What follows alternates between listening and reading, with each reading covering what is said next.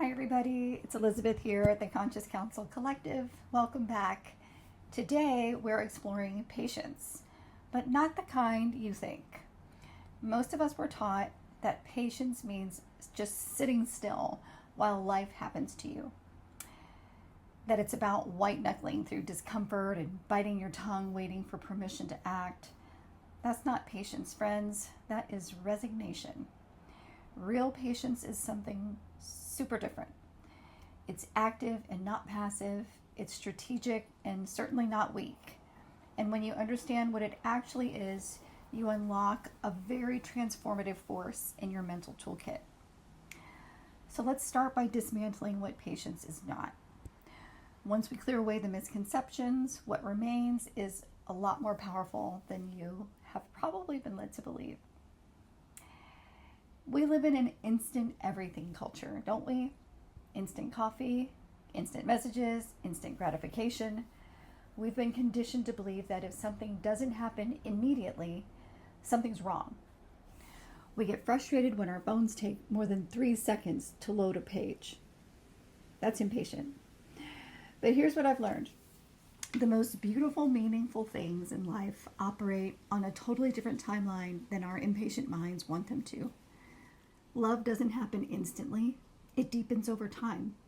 Wisdom isn't downloaded overnight. It's earned through experience. And personal growth isn't a quick fix.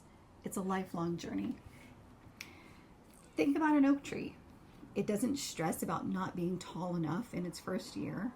It doesn't compare itself to the weeds that shoot up around it really quickly. It just grows at an oak tree's pace, trusting that its time will come. So what is true patience?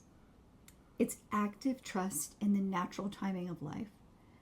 Understanding that everything has its season and your job isn't to force the seasons to change. It's to dance beautifully with whatever season you're in right now. A few years ago, I was developing a really good idea that I was convinced would bring a lot of positive change into my life. I pushed and strained and worked myself into the ground trying to make it happen faster. Sound familiar? I was like someone trying to force a flower to bloom by pulling on all of its petals. And you can imagine just how well that worked. But the project didn't fail because it wasn't a good idea. It failed because I was operating from force rather than from flow. I was so focused on the destination and just getting there that I missed all the lessons that the journey was trying to teach me. Later, when I approached a similar project with actual patience, doing the work but releasing attachment to the timeline, it unfolded naturally and came to fruition beautifully. Patience is not passive waiting, it's presence. Pema Chodron has this wonderful teaching about staying with things, about not rushing to the next moment before this one is complete. It's like being a gardener who plants seeds, waters them, gives them sunlight, and then, and this is the hard part, trusts the process. The gardener doesn't dig up the seeds every day to check if they're growing. They do their part and then allow nature to do its part. Think about relationships. How many potential friendships or romantic connections have we killed with impatience? We meet someone and want to know immediately if they're the one or if they're going to be our best friend forever. But relationships are like slow cooking stews. They need time for the flavors to develop and blend together. You can't rush intimacy. You can't force trust. These things have their own timeline. I see this with people all the time. They want to master mindfulness in a week, meditation in a month, inner peace by next Thursday.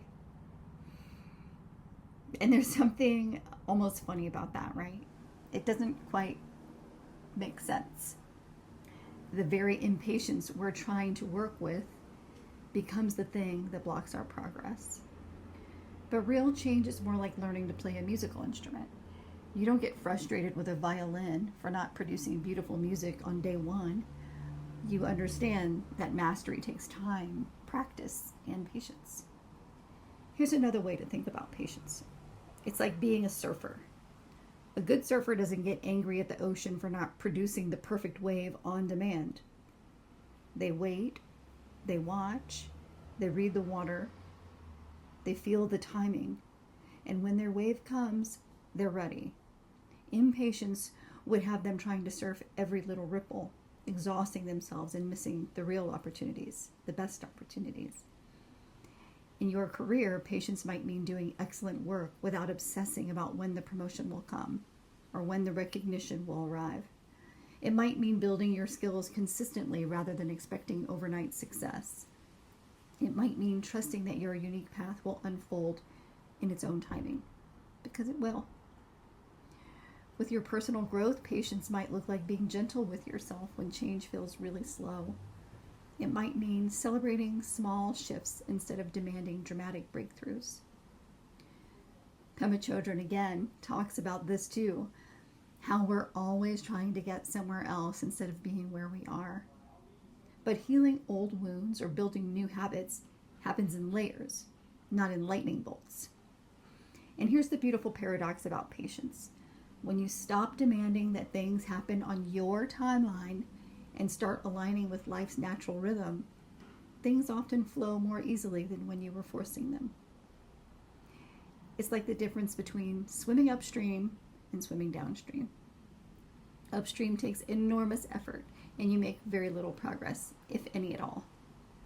Downstream, you're still swimming, you're still taking action, but you're working with the current instead of against it. You're going with the flow. So how do you cultivate real patience? Start by noticing your impatience when it arises. Feel it in your body, the tightness, the urgency, the frustration. Instead of judging it, get curious about it. What is your impatience trying to protect? Usually it's fear. Fear of being left behind, fear of missing out, fear of not being enough. Practice this reframe. I am exactly where I need to be, learning exactly what I need to learn. Notice how different that feels from I should be further along by now. And try the season practice. Ask yourself, what season is my career in right now? My relationship, my personal growth. Winter isn't worse than summer, it's just different. And it serves a different purpose. You don't judge winter for being cold or blame it for not producing flowers. You recognize it as a time for rest, consolidation, for root strengthening, and things happening beneath the surface that you can't see yet. Summer brings growth and visibility, but winter brings necessary dormancy. Both are essential. Both are exactly what they need to be. All right, friends, let's practice some patience together in a brief meditation. Go ahead and get comfortable with your feet on the ground and your body relaxed. And take in a full breath and release. Bring to mind something in your life that you're feeling impatient about. Maybe it's a goal that's taking a lot longer than expected, a relationship that's developing slowly, or a personal quality you're trying to develop. Instead of focusing on when you want this thing to happen, gently shift your attention to where you are right now in the process. What are you learning? What skills are you developing? What qualities are you cultivating along the way? What changes have you noticed already? What progress have you already made? Imagine this area of your life as a seed you've planted. You've given it good soil, your effort and intention. You're watering it with your attention and action. Now rest in trusting that the seed is growing, even when you can't see evidence above the ground yet. Place your hand on your heart. With each breath, you might say silently, I trust the timing of my life. I trust the process. I trust that I am growing even when I can't see it.